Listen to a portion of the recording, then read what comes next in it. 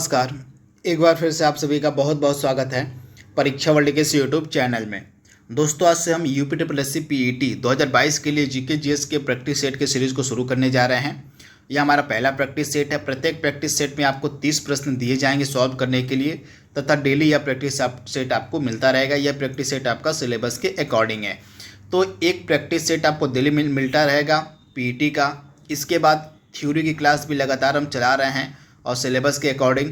इसके बाद एक और प्रैक्टिस सेट हम स्टार्ट करेंगे हिंदी का। तो ये तीनों वीडियो आपको जो है डेली मिलते रहेंगे और UP triple S C PET के लिए। तो हमारी पीईटी की जितनी भी क्लास है उसको आप बिल्कुल ध्यान से फॉलो करते रहिएगा। तो चलिए वीडियो को स्टार्ट करते हैं। यह हमारा आज का पहला प्रैक्टिस सेट है।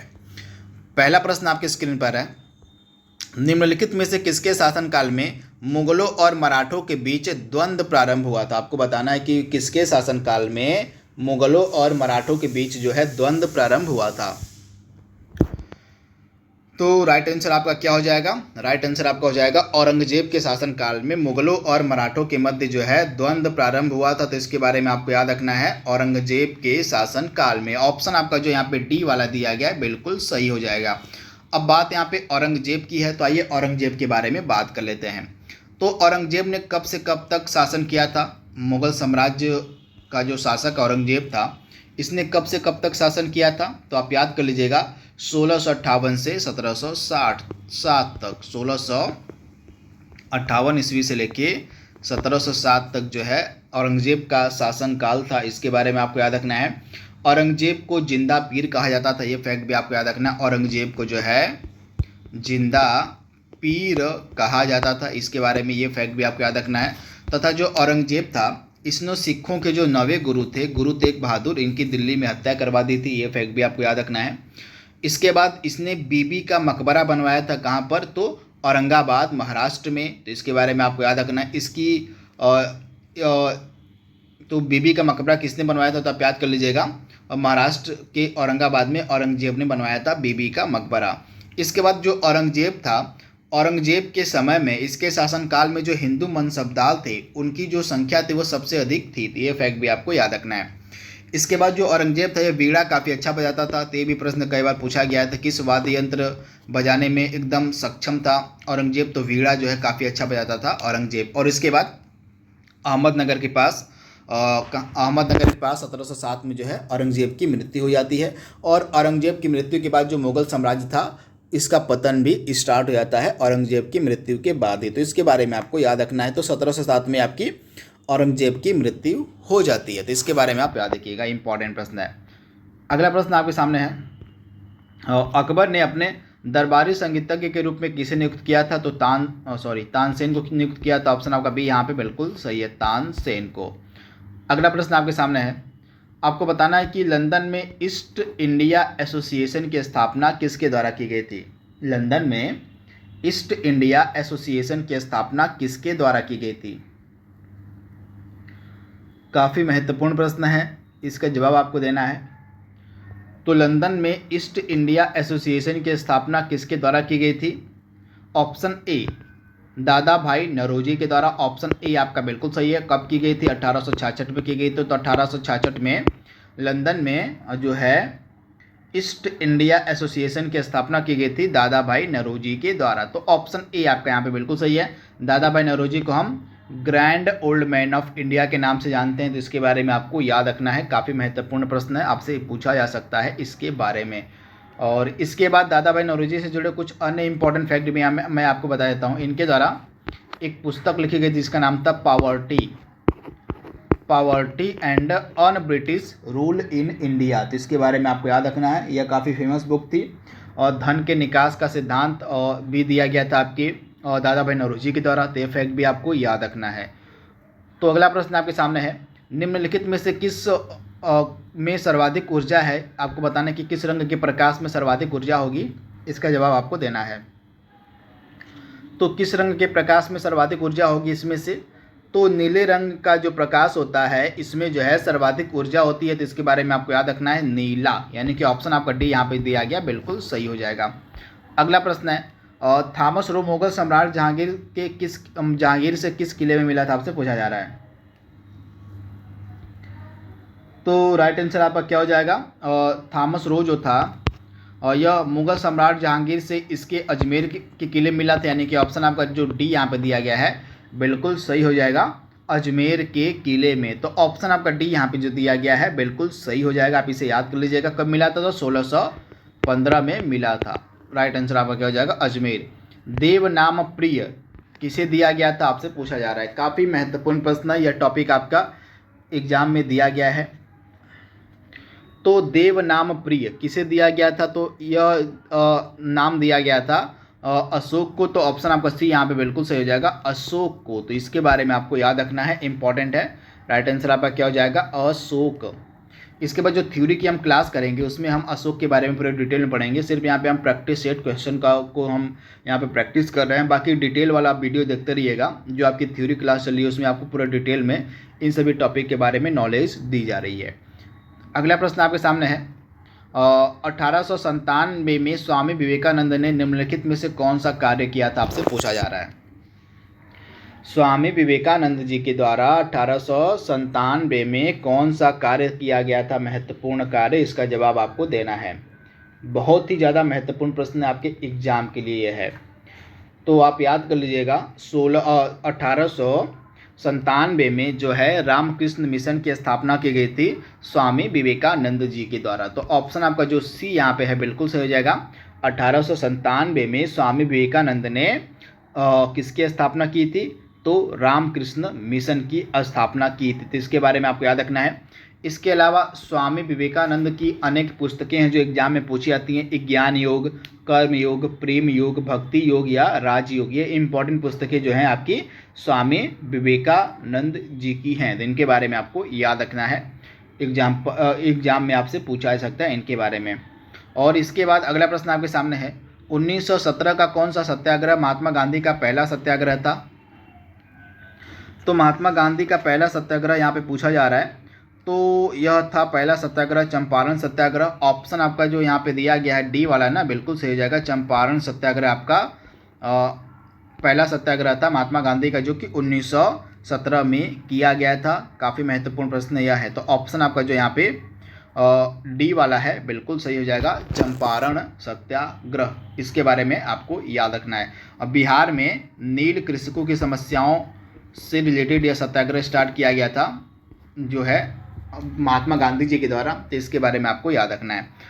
अगला प्रश्न आपके सामने है, के एम मुंशी ने निम्नलिखित में से किस संगठन की स्थापना की थी। के एम मुंशी के द्वारा दिए गए ऑप्शंस में से किस संगठन की स्थापना की गई थी। तो आपका जो भारतीय विद्या भवन है, ऑप्शन बी वाला, भारतीय विद्या भवन की जो स्थापना है यह की गई थी के एम मुंशी के द्वारा। तो इसके बारे में आपको याद रखना है। ऑप्शन आपका बी यहाँ पे बिल्कुल सही है। के एम मुंशी का पूरा नाम क्या था, कन्हैया लाल मणिकलाल मुंशी। तो इसके बारे में आपको याद रखना है। इनके द्वारा जो है 1938 ईस्वी में भारतीय विद्या भवन की स्थापना की गई थी। पंचशील का नारा किससे संबंधित है। तो पंचशील का जो नारा है हमारे देश के जो फर्स्ट प्राइम मिनिस्टर थे पंडित जवाहरलाल नेहरू, उन्होंने दिया था। तो राइट आंसर आपका क्या हो जाएगा, ऑप्शन सी, पंडित जवाहरलाल नेहरू। अगला प्रश्न है, 1927 में महाराष्ट्र में महाड़ सत्याग्रह किसके द्वारा प्रारंभ किया गया था। महाड़ सत्याग्रह किसके द्वारा प्रारंभ किया गया था। तो आप याद कर लीजिएगा, महाड़ सत्याग्रह प्रारंभ किया गया था डॉक्टर भीमराव अंबेडकर के द्वारा। तो राइट आंसर आपका क्या हो जाएगा, डॉक्टर भीमराव अंबेडकर, यानी कि ऑप्शन आपका जो सी दिया गया यहाँ पे बिल्कुल सही हो जाएगा। इसके बारे में आपको याद रखना है।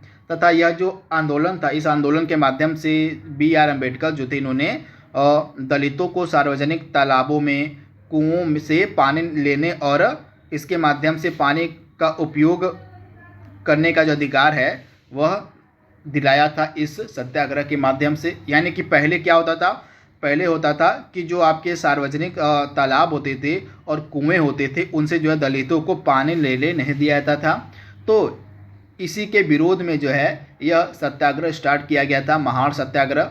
तो इसके बारे में आपको याद रखना है। ऑप्शन आपका सी यहाँ पे बिल्कुल सही है, भीमराव अंबेडकर ने इसको स्टार्ट किया था। और निम्बस किस प्रकार के मेघ होते हैं, आपसे पूछा जा रहा है। तो निम्बस जो आपके होते हैं ये वर्षा मेघ होते हैं, यानी कि वर्षा कराने वाले ये मेघ होते हैं। ऑप्शन आपका जो यहाँ पे सी दिया गया बिल्कुल सही हो जाएगा। वर्षा कराने वाले ये आपके मेघ होते हैं निम्बस, इनको आप याद रखिएगा। अगला प्रश्न है ग्रीनविच मीन टाइम भारतीय मानक समय से कितना आगे है, आपसे पूछा जा रहा है।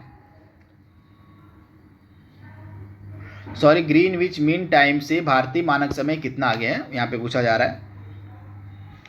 तो जो भारतीय मानक समय है यह ग्रीनविच मीन टाइम से 5.5 घंटे आगे है। तो ऑप्शन आपका जो डी यहाँ पे दिया गया है बिल्कुल सही हो जाएगा, 5.5 घंटे आगे है। तो इसके बारे में आपको याद रखना, ऑप्शन आपका जो डी यहाँ पे दिया गया बिल्कुल सही है। अब भारत की स्थलीय सीमा की लंबाई यहाँ पे आपसे पूछी जा रही है कितनी है। भारत की स्थलीय सीमा की लंबाई आपको बतानी है कि कितनी है। बहुत ही ज़्यादा महत्वपूर्ण प्रश्न आपके एग्जाम के लिए है।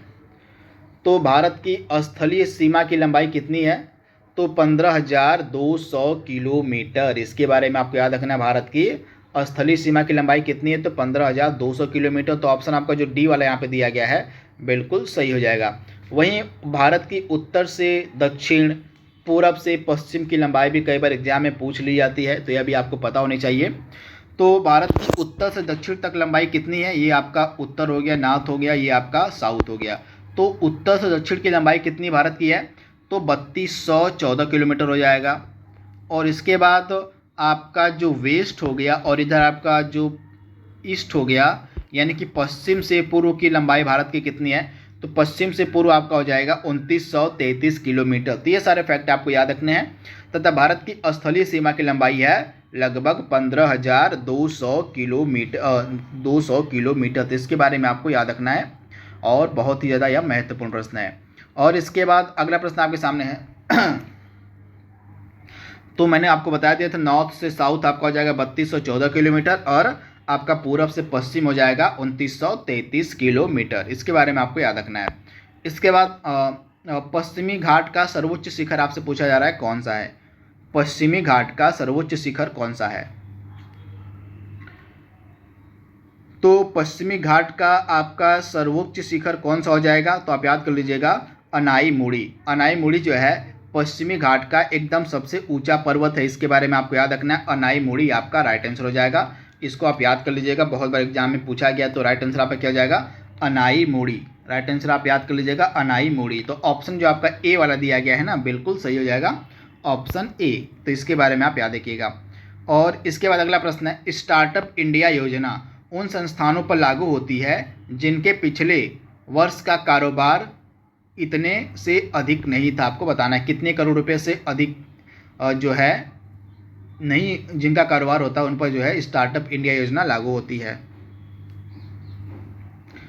तो राइट आंसर आपका क्या हो जाएगा, 25 करोड़ रुपए। तो आप याद कर लीजिएगा जो है यह जो स्टार्टअप इंडिया योजना है उन संस्थानों पर लागू होगी जिनसे किसी भी वित्तीय वर्ष में वार्षिक कारोबार 25 करोड़ से अधिक नहीं किया हो। तो राइट आंसर आपका क्या हो जाएगा, ऑप्शन डी। लेकिन वर्तमान की अगर हम बात करें तो बजट 2020-21 में जो हमारे वित्त मंत्री हैं निर्मला सीतारमण, इन्होंने यह सीमा बढ़ाकर कितनी कर दी थी, इन्होंने इस सीमा को बढ़ाकर 100 करोड़ रुपए का प्रस्ताव किया था। तो लेकिन अभी यह लागू नहीं हुआ है, लेकिन 25 करोड़ रुपए वर्तमान में इसकी सीमा है। तो इसके बारे में आपको याद रखना, ऑप्शन आपका डी यहाँ पे बिल्कुल सही हो जाएगा। इसके बारे में आपको याद रखना है। चलिए आप बताइए कि जो आपका स्टार्टअप इंडिया योजना है यह कब प्रारंभ की गई थी, इसके बारे में आपको बताना है। तो इसका प्रारंभ का वर्ष आप हमें कमेंट बॉक्स में ज़रूर बताइएगा। इसके बाद अगला प्रश्न आपके सामने है, अधिक अन्न उपजाओ अभियान किस वर्ष में प्रारंभ किया गया था। अधिक अन्न उपजाओ अभियान किस वर्ष में प्रारंभ किया गया था, आपको बताना है। तो अधिक अन्न उपजाओ अभियान आपका किस वर्ष में प्रारंभ किया गया था, 1948 में। राइट आंसर आपका क्या हो जाएगा, ऑप्शन डी 1948 में। ऑप्शन बी यहाँ पे 1948 में। आयात निर्यात बैंक जिसको हम एक्जिम बैंक के नाम से भी जानते हैं, एक्सपोर्ट इंपोर्ट बैंक के नाम से जिसको हम जानते हैं, इसकी जो स्थापना है किस वर्ष में की गई थी, तो इसकी स्थापना की गई थी 1982 में। ऑप्शन आपका जो डी वाला दिया गया, ऑप्शन जो आपका बी वाला दिया गया है 1982 बिल्कुल सही हो जाएगा। इसके बारे में आपको याद रखना है। अगला प्रश्न है, वाणिज्य बैंकों के दूसरे राष्ट्रीयकरण में कितने बैंकों का राष्ट्रीयकरण, यानी कि आपको पता होगा 2 बार बैंकों का नेशनलाइजेशन जो किया गया था स्टार्टिंग में एकदम, तो दूसरी बार जो नेशनलाइजेशन किया गया था, राष्ट्रीयकरण किया गया था, कितने बैंकों का किया गया था आपसे पूछा जा रहा है, यानी कि सेकेंड टाइम में कितने बैंकों का नेशनलाइजेशन किया गया था, राष्ट्रीयकरण किया गया था। बहुत ही ज़्यादा महत्वपूर्ण प्रश्न आपका है। तो राइट आंसर आपका क्या हो जाएगा, सेकेंड बार में कितने बैंकों का राष्ट्रीयकरण किया गया था, तो सेकेंड बार में जो है 6 बैंकों का, आप याद कर लीजिएगा। सेकेंड बार में जो है आपका, तो दूसरी बार में जो है 6 बैंकों का राष्ट्रीयकरण किया गया था। किस वर्ष में किया गया था, तो 1980 में। 1980 में जो है दूसरी बार 6 बैंकों का राष्ट्रीयकरण किया गया था, तो 1980 में 6 बैंकों का। और स्टार्टिंग में कब किया गया था पहला राष्ट्रीयकरण, तो पहला राष्ट्रीयकरण आपका 1969 में हुआ था, और 1969 में जो है 14 बड़े बैंकों का राष्ट्रीयकरण किया गया था। तो इसके बारे में आपको याद रखना है, यानी कि पहला जो आपका राष्ट्रीयकरण था यह 1969 में हुआ था, 14 बैंकों का किया गया था। 19 जुलाई 1969 को 14 बैंकों का राष्ट्रीयकरण किया गया था पहली बार, और इसके बाद दूसरी बार जो राष्ट्रीयकरण था वो आपका 6 बैंकों का किया गया था 1980 में। तो इनके बारे में आपको याद रखना है। और इसके बाद अगला प्रश्न आपके सामने दिया गया है, प्रत्येक 2 वर्ष के बाद राज्यसभा के कितने सदस्य सेवानिवृत्त हो जाते हैं, आपसे पूछा जा रहा है। प्रत्येक 2 वर्ष के बाद राज्यसभा के कितने सदस्य जो हैं सेवानिवृत्त हो जाते हैं, फटाक से इसका आप जवाब दीजिए। काफ़ी महत्वपूर्ण प्रश्न आपका है।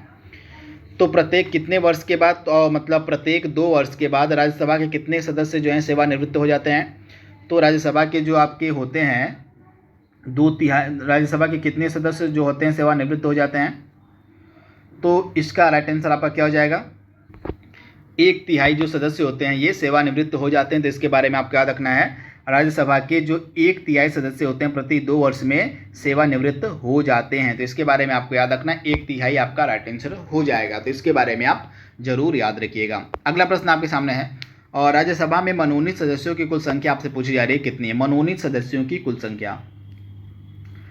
तो राज्यसभा में मनोनीत सदस्यों की कुल संख्या कितनी है, तो राइट आंसर आपका क्या होने वाला है इसका, तो राइट आंसर आपका होने वाला है 12।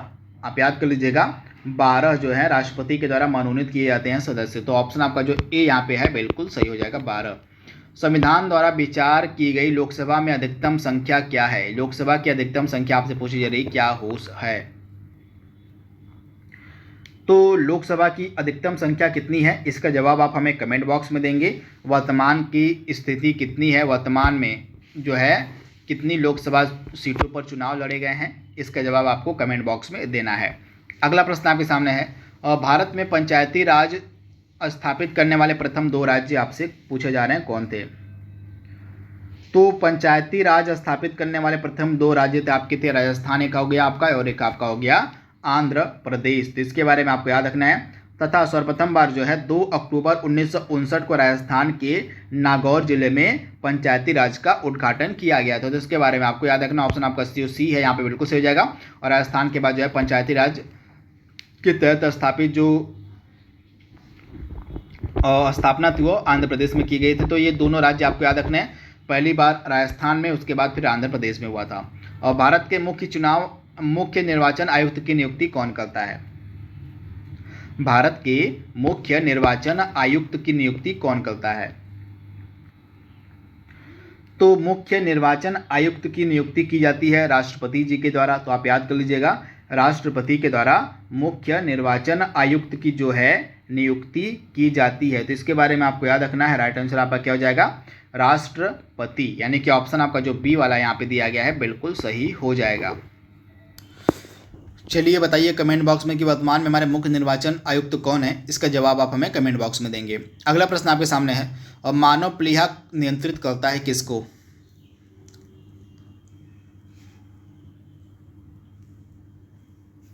तो राइट आंसर आपका क्या हो जाएगा, राइट आंसर आपका क्या हो जाएगा, रक्त आयतन को। आप याद कर लीजिएगा, जो मानव प्लीहा होता है यह किसको नियंत्रित करता है, तो मानव प्लीहा को नियंत्रित करता है आपका रक्त आयतन। तो इसके बारे में आपको याद रखना है, राइट आंसर आपका क्या हो जाएगा, रक्त आयतन। तो आप इसे याद कर लीजिएगा, ऑप्शन आपका ए यहाँ पे बिल्कुल सही हो जाएगा।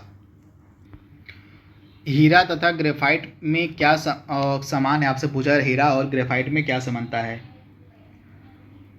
तो इसका राइट आंसर आपका क्या हो जाएगा, हीरा तथा ग्रेफाइट में क्या समान है। तो हीरा तथा ग्रेफाइट में जो है परमाणु भार इनका समान होता है। तो ऑप्शन आपका डी यहाँ पे बिल्कुल सही है, परमाणु भार। अगला प्रश्न है नींबू में कौन सा एसिड पाया जाता है? आपको बताना है नींबू में कौन सा एसिड पाया जाता है। तो सिट्रिक एसिड आपका नींबू में पाया जाता है, यानी कि ऑप्शन आपका सी यहाँ पे बिल्कुल सही हो जाएगा, सिट्रिक एसिड। निम्नलिखित में से किसका अधिकतम तापजनक मान होता है? आपसे पूछा जा रहा है, किसका अधिकतम तापजनक मान होगा, आपसे पूछा जा रहा है।